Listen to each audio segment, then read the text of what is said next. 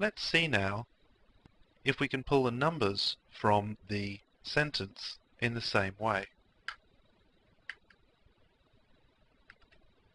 We can specify a different range within our character set, and that is the numeric range, the numbers 0 through 9. Using a very similar pattern, we can return to our command line, run the script again, and we've extracted each of the numbers from our script. We can even specify the kind of number that we want to see. If we only want to see individual numbers on their own, we could take away the plus modifier. Let's see what happens when we run our script. The results may not be quite what we expect.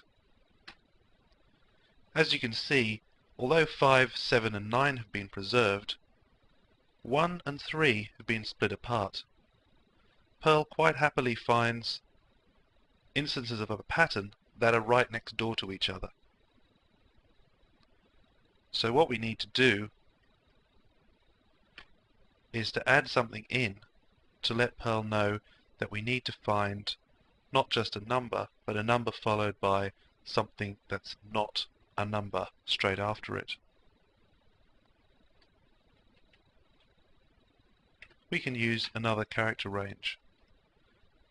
The disadvantage of this method is that now we're including punctuation after our numbers. We've also found the 3 in 13.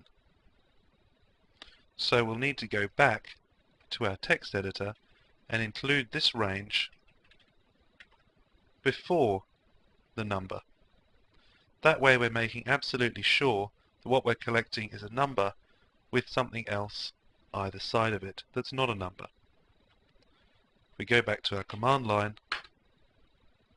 here we have all the individual numbers.